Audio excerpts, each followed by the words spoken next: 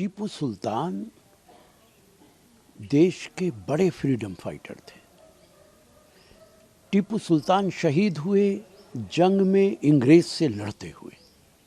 अगर उनका कोई स्टैचू बनाना चाहता है तो उसका हक है, इसमें किसी को एतराज़ नहीं होना चाहिए। अगर दूसरे फ्रीडम फाइटर्स की स्टैचू लग सकते हैं तो टीपू सुल्तान का भी स्टैचू लग सकता है। सर, फ्रीडम फाइटर को लेकर कमोबेश इसलिए है कि जिन लोगों ने फ्रीडम मूवमेंट के अंदर कोई हिस्सा ही नहीं लिया, जो अंग्रेज के साथ खड़े थे, आज वो ये तय कर रहे हैं कि कौन फ्रीडम फाइटर है और कौन नहीं है।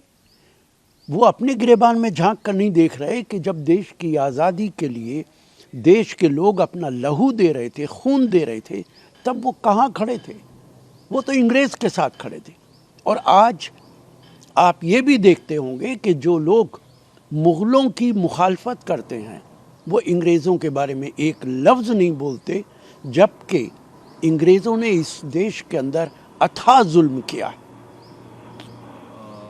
मैं समर्थन करता हूं और मैं कहता हूं कि अगर कोई भी टीपू सुल्तान का स्टैचू लगाना चाहता है तो उसका हक है, वो लगा सकता है। इस पे किसी को कोई एतराज़ नहीं होना चाहिए। ठीक है सर, हैदराबाद आने को मजबूर किया जा रहा है, हालांकि प्राथमिकी दर्ज की गई है।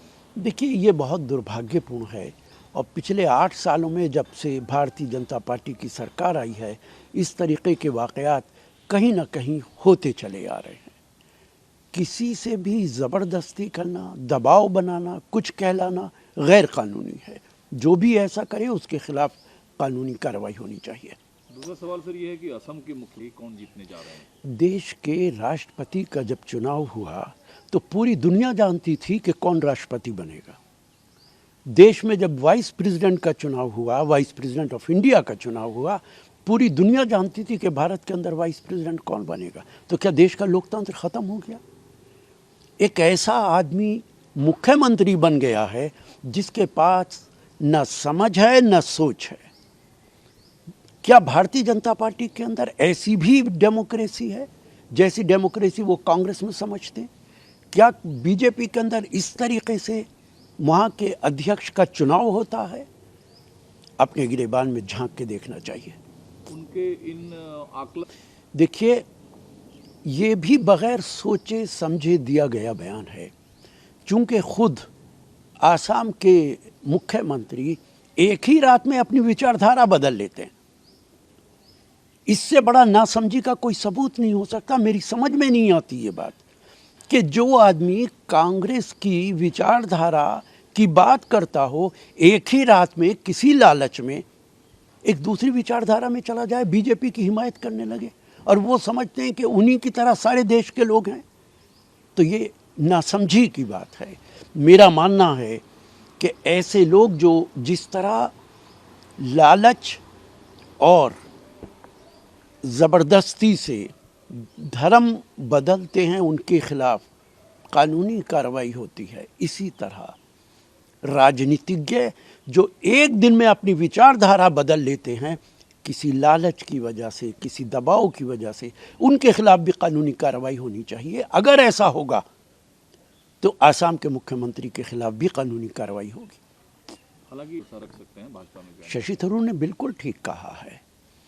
बीजेपी के अंदर कांग्रेस के जितने लोग गए हैं वो या तो लालच की वजह से गए हैं और या फिर ईडी और इनकम टैक्स के डर की वजह से गए हैं। इसीलिए मैं कह रहा हूँ कि डर की वजह से, लालच की वजह से अगर कोई राजनीतिज्ञ पार्टी बदलता है तो उसके खिलाफ कानूनी कार्रवाई इसी तरह होनी चाहिए जैसे ज़बरदस्ती या लालच में कोई अपना धर्म बदलता है। दूसरा सवाल सर, इसके लिए निश्चित तौर से ये दुर्भाग्यपूर्ण है, लेकिन अमित शाह जी जिम्मेदार हैं। वो होम मिनिस्टर हैं।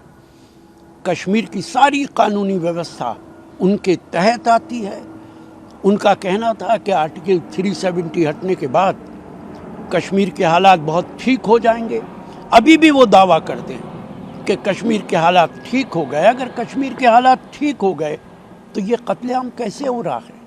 इसके लिए मैं अमित शाह जी को जिम्मेदार मानता हूँ। अमित शाह जी ने ये भी कहा है कि वो तो होम मिनिस्टर है, वो इकोनॉमिस्ट तो नहीं है। वो अपना पोर्टफोलियो क्यों नहीं देखते? वो होम मिनिस्टर हैं, अपनी स्थिति देखें। ये मामला फाइनेंस मिनिस्टर का है और भारतीय जनता पार्टी के नेताओं की बात है, वो आज की बात करते ही नहीं है, वो तो 5 साल की बात करते हैं। प्रधानमंत्री कहते थे 22 तक किसानों की आमदनी दुगनी हो जाएगी, क्या हो गई दुगनी?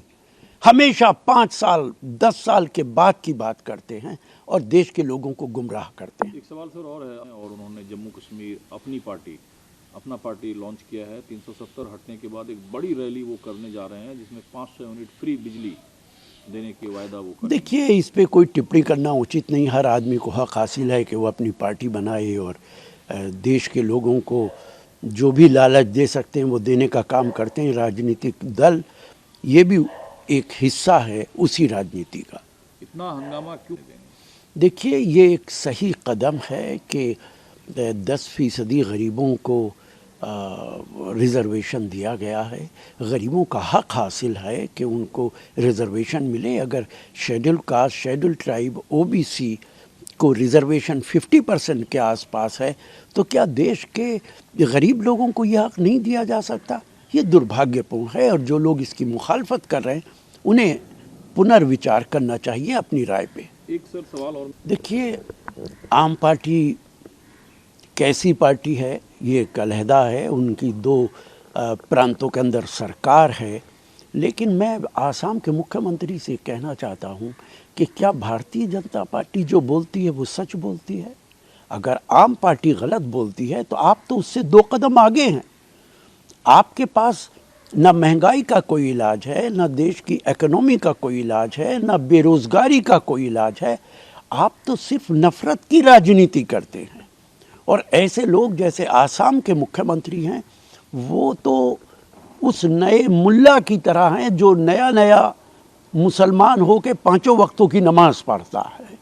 इसी तरह वो 5 वक्त तो बीजेपी और आरएसएस के नेताओं की खुशामद में लगे रहते हैं। देखिए, टीपू सुल्तान फ्रीडम फाइटर थे, जंग के मैदान में लड़ते हुए शहीद हुए हैं। टीपू सुल्तान की लाश इस धरती पर कई घंटे पड़ी रही है। अगर उनका स्टैचू कोई बना रहा है साउथ के अंदर तो वो ठीक काम कर रहा है। इस देश के लोगों को, फ्रीडम फाइटर्स को याद रखना चाहिए और टीपू सुल्तान की एक बड़ी स्टैचू दिल्ली में भी बननी चाहिए ताकि नॉर्थ के लोग भी इतिहास को याद रखें और टीपू सुल्तान ने जो कुछ देश के लिए किया है उसको याद रखा जाए। आप उनके अभियान का समर्थन भी कर रहे हैं और दिल्ली में बनाने की मांग भी कर रहे हैं। बिल्कुल बननी चाहिए टीपू सुल्तान की। और वो लोग जो मुखालफत कर रहे हैं वो तो उस वक्त अंग्रेज़ के साथ खड़े थे। आप देखिए, वो लोग मुग़लों की तो मुखालफत करते हैं, मुग़लों के जुल्म की बात करते हैं, लेकिन अंग्रेज़ के जुल्मों की बात नहीं करते। क्यों? क्योंकि उस वक्त खुद अंग्रेज़ के साथ खड़े थे। इसलिए आपने किसी भी नेता को नहीं देखा होगा कि वो बंगाल में हुए जुल्म जो अंग्रेज़ ने किए थे, लाखों लोग मार दिए थे, उसकी चर्चा नहीं करते। जलियांवाला बाग की चर्चा नहीं करते। सैकड़ों फ्रीडम फाइटर्स को जेलों के अंदर डाल दिया, उसकी चर्चा नहीं करते। क्यों नहीं करते? क्योंकि वो अंग्रेज़ों के साथ खड़े थे। सर, आप कह रहे हैं कि सुल्तान, देखिए, मैं फिर कहूँगा कि जो लोग अंग्रेज़ के साथ खड़े थे वो जवाहरलाल नेहरू की भी मुखालफत करते हैं, वो टीपू सुल्तान की भी मुखालफत करते हैं। अमित शाह जी ने तो गांधी जी तक के बारे में कह दिया एक चतुर बनिया था। मुझे शर्म आती है इस तरीके की बातें सुनते हुए कि नेता इस तरीके की बात कर सकते हैं। और वो इसीलिए करते हैं कि उनके पूर्वज अंग्रेज़ों के साथ खड़े थे, इसलिए उन्हें कोई तकलीफ़ नहीं होती है अगर इस तरीके की बात की जाए तो। आप पंडित नेहरू और महात्मा गांधी की को कंपेयर किसी को नहीं कर रहा हूँ, लेकिन सब ने अपनी अपनी जगह कुर्बानियाँ दी हैं। महात्मा गांधी हैं।